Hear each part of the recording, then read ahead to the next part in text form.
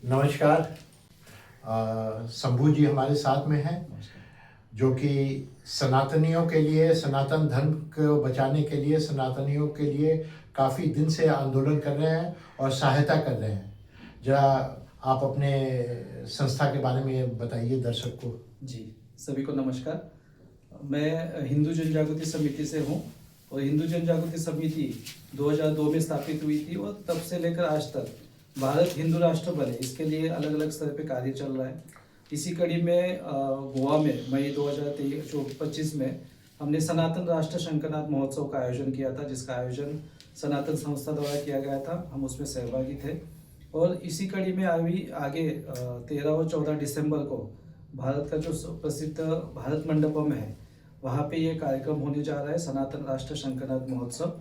और इस कार्यक्रम का जो मूल उद्देश्य है वो भारत की आंतरिक सुरक्षा और उसके साथ ही भारत की जो कल्चर है उसको लोगों तक पहुंचाना और भारत हिंदू राष्ट्र बने, इस दिशा में ये कार्यक्रम जो है वो एक आगे की कड़ी रहेगी, जिसमें अलग अलग मान्यवर विविध क्षेत्र से, राजकीय हो, सामाजिक हो, आध्यात्मिक, धार्मिक, ऐसे मान्यवर इस कार्यक्रम में अपने अपने विचार रखेंगे और हिंदू समाज को दिशा देने का कार्य करेंगे। शंभू जी, और एक मैं प्रश्न बोलना चाहता हूँ कि काफ़ी दर्शकों को नहीं मालूम है। मालेगांव जो बम ब्लास्ट हुआ था उसमें प्रज्ञा जी का नाम सारे लोग जानते हैं, क्योंकि सारे टीवी में, सारे नेशनल चैनल में आया। लेकिन कुछ लोग ऐसे लोग भी गुमनाम लोग हैं जिनका नाम सामने नहीं आया, लेकिन आप उनके लिए आंदोलन कर करके, उनके पीछे साथ में रह कर करके, उनको लीगल सपोर्ट दे करके आप बाहर निकाले। काइंडली इस बारे में कुछ बोलिएगा। जी जैसे कि हम सब जानते हैं कि मालेगांव बम विस्फोट में लगभग 13 वर्षों के बाद वहाँ वो जो 11 एक्यूज थे उनको अभी बेल मिली है, उनको बाइज्जत बरी किया गया है।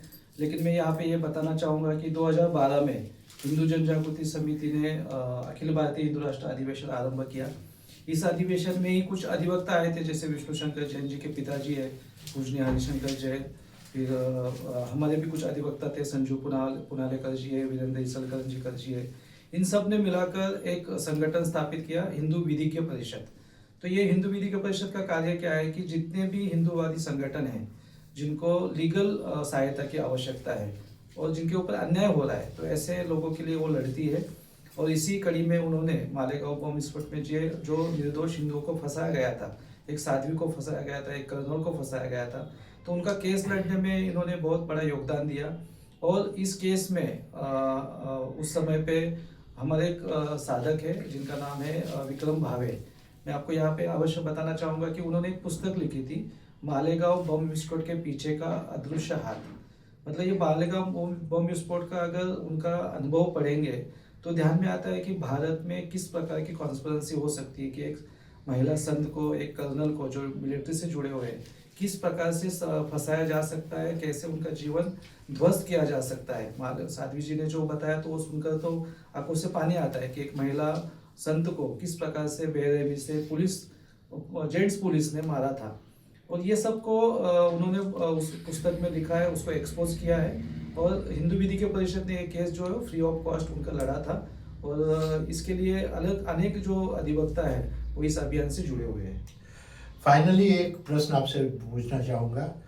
भारतवर्ष के सारे सनातनी एक नज़र रखे हुए हैं कि कब तक आप लोग हिंदू राष्ट्र बना सकेगा। ये जिहादीकरण जो हो रहा है भारतवर्ष में, इसको बंद कर करके आप कब तक हिंदू राष्ट्र बनेगा या नहीं बनेगा, और कब तक बनेगा? ये बहुत ही आवश्यक और अभी के काल की दृष्टि से बहुत ही उचित सवाल है, क्योंकि अभी सभी के मन में, मैं नहीं कहता कि एक भी ऐसा हिंदू रहेगा, क्योंकि देखिए कुंभ मेला जब हुआ तो कुंभ मेला में 66 करोड़ हिंदू आए थे और वो अपने खर्चे से आए थे।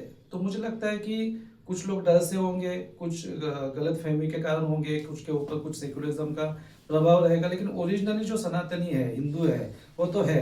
और अभी जब जैसे कल 25 नवंबर को जब राम मंदिर के ऊपर धर्म ध्वजा का आरोहण हुआ, तो धर्म ध्वजा वहाँ पे लगाना ये अपने आप में हम मानते हैं कि हिंदू राष्ट्र की शुरुआत है। जैसे 22 जनवरी को जब राम मंदिर में रामलला की मूर्ति की स्थापना हुई थी, तो हमारे जो प्रेरणा स्थान है सच्चिदानंद परब्रह्म डॉक्टर अठौली जी ने, उन्होंने एक एडिटोरियल लिखा था, उसमें उन्होंने लिखा था कि ये सूक्ष्म स्तर पे राम राज्य की और हिंदू राष्ट्र की शुरुआत है। तो और ये अभी नहीं कह रहे, उन्होंने 98 में उन्होंने एक पुस्तक लिखी थी जिसका नाम था ईश्वर राज्य की स्थापना। उसमें उन्होंने कहा था कि भारत जो है वो 2023 के बाद धर्माधिष्ठित राष्ट्र की ओर बढ़ेगा। और जिस प्रकार की स्थितियां अभी हम देख रहे हैं कि हर जगह पे पंडित धीरेन्द्र शास्त्री जी हो, देवकी नंदन ठाकुर जी हो, गोविंद देवगिरी महाराज हो, ये सभी जगह पर जिस प्रकार से हिंदुत्व की एक लहर भारत में आ रही है, तो मुझे लगता है कि वो दिन दूर नहीं है कि जब हम संवैधानिक रूप से भारत को हिंदू राष्ट्र घोषित हो जाएगा। और हमारा एक लक्ष्य है कि हर हिंदू के घर में हिंदू राष्ट्र स्थापित होना चाहिए, केवल राजनीतिक स्तर पे नहीं तो सामाजिक स्तर पे लोगों के मन में हिंदू राष्ट्र स्थापित करना, ये हमारा उद्देश्य है। उस दिशा में मुझे लगता है कि हम बहुत आगे तेजी से बढ़ रहे हैं। चलिए, बहुत बहुत धन्यवाद, आपका कीमती वक्त जाया किया, और आशा करते हैं कि हिंदू राष्ट्र की ओर भारतवर्ष आगे बढ़ेगा। जी।